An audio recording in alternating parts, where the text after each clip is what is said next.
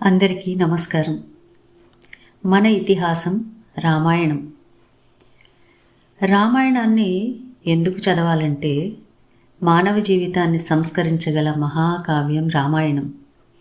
మానవ హృదయాల నుండి ఎప్పటికీ చెరగని కథ రామాయణం. తల్లిదండ్రుల అనురాగం, పుత్రుల అభిమానం, అన్నదమ్ముల అనుబంధం, భార్యాభర్తల సంబంధం, గురుభక్తి, శిష్యానురక్తి, స్నేహఫలం, ధర్మబలం, వినయంతో ఒదగడం, వివేకంతో ఎదగడం, జీవకారుణ్య భావన, ప్రకృతి లాలన, ఇలా జీవిత పార్శ్వాలన్నింటినో పట్టి చూపిస్తుంది రామాయణం. రామాయణాన్ని చదవడం అంటే జీవితాన్ని చదవడమే. రామాయణం పారాయణ గ్రంథం కాదు, ఆచరణ ప్రధాన గ్రంథం.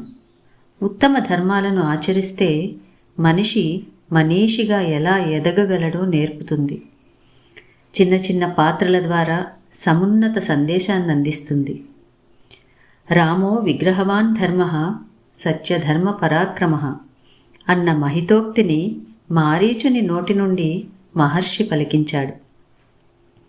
రాముని వంటి ఆదర్శమూర్తి, రామాయణం వంటి ఆదర్శ కావ్యం నభూతో నభవిష్యతి. మనిషి ఉన్నంతకాలం రామాయణం ఉంటుంది.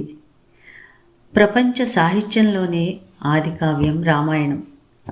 వాల్మీకి మహర్షి దీనిని రచించి ఆదికవిగా కీర్తి పొందాడు.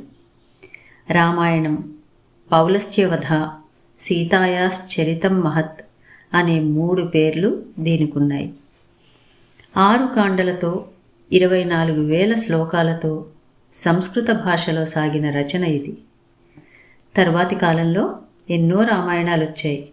మన దేశంలోనే కాదు, ప్రపంచంలోని పలు దేశాల్లో ఈ రామాయణ కథ మనకు కనిపిస్తుంది. వారి వారి ప్రతిభను అనుసరించి వాల్మీకి కథకు జోడింపులు చేసిన కవులు ఉన్నారు.